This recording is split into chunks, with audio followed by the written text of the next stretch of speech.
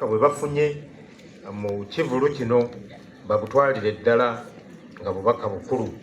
Era wano wensabira abaana baffe abali wano okwegendereza ennyo abo bonna be batwalanga mikwano gyabwe. Bangi kwabo be babasendasenda okubatwala mu biragalalagala.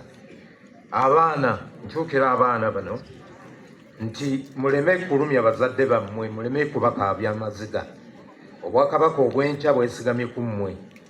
Tubasaba mubeera abayizi abalungi nga mwewala embeera, emikwano n'ebintu byonna ebiyinza okubatwala mu kukemebwa okukozesa ebiragalalagala. Era neebaza nnyo amasomero ageetabye mu mpaka zino okulwanyisa ebiragalalagala. Era ogwo tuve wano nga tukimanyi nti mulimu gwaffe ffenna.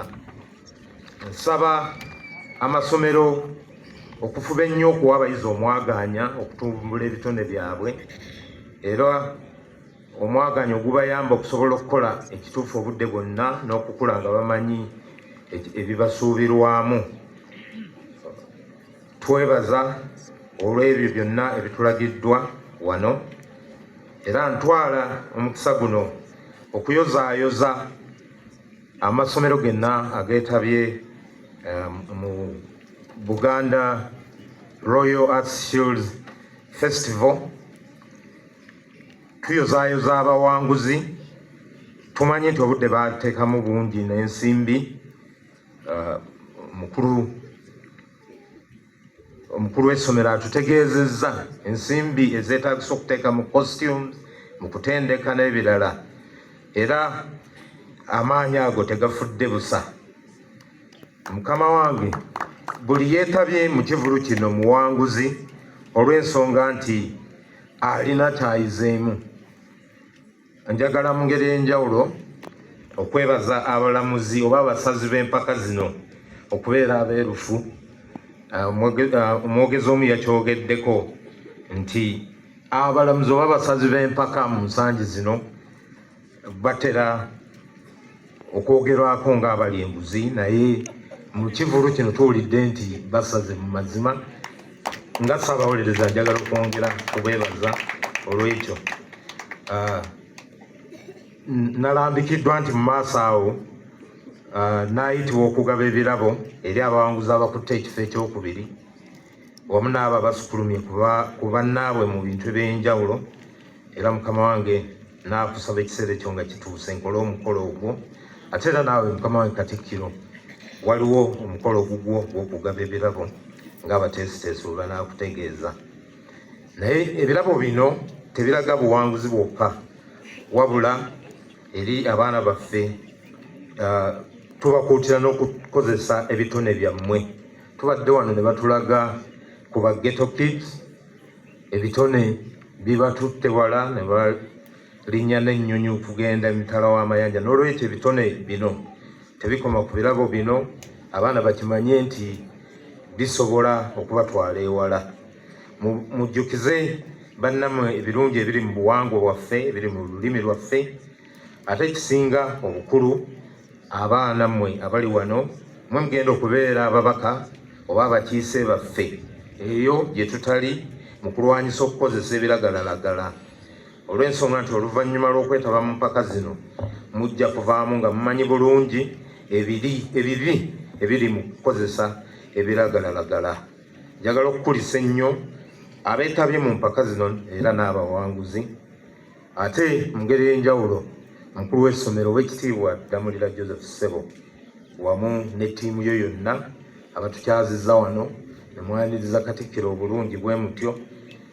Tubeebaza nnyo era tubaagaliza akadde akalungi ne Katikkiro kamala byonna mu kiseera ekisigaddewo ku puroguramu y'olwaleero. Minisita ow'ebyenjigiriza Dr. Prosperous Nankindu ali ku mirimu emitongole ampadde omukisa guno okuleeta obubaka buno. Weebale nnyo Mukama waffe Katikkiro, baka awangaale era tumwebaza nnyo olw'enteekateeka eno. Nga tutuuse mu kiseera eky'okugaba ebirabo, nsaba abawanguzi bano basembereko. Good Times Primary School ya $1.5 million aba Good Times n'abawa Radio Africa n'obuwanguzi bwammwe kwasibwa engabo kuno kwe kwaffe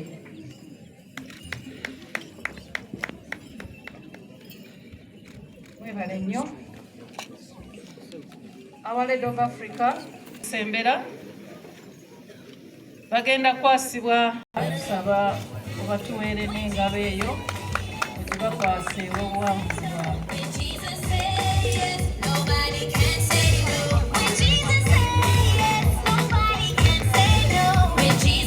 Best Actor Simulaba Bizimana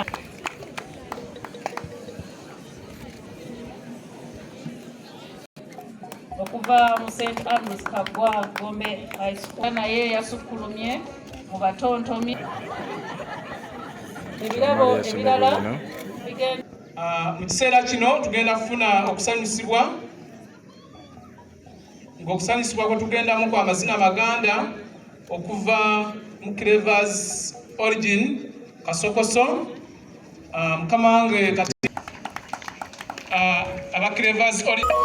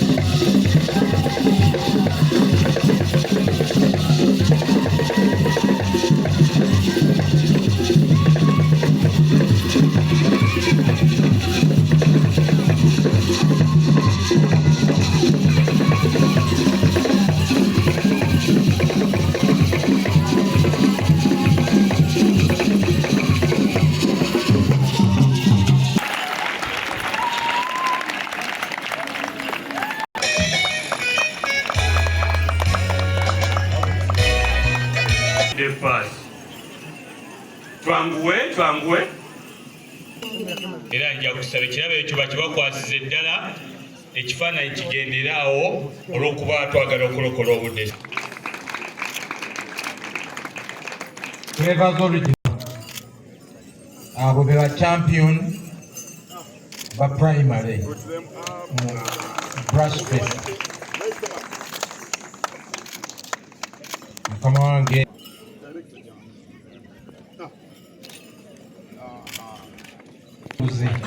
mwebale nnyo Flavors Origin. Mukama wange Katikkiro, era tukusaba okole mukolo Senior Secondary School basembere wano tambule nga ba champion mutuuke eri Katikkiro nga bakwase oli wano Kisubi Mapeera.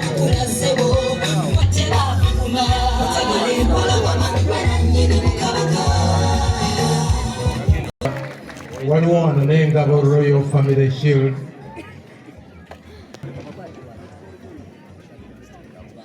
Yandibadde agira kino si bya Idi Boy.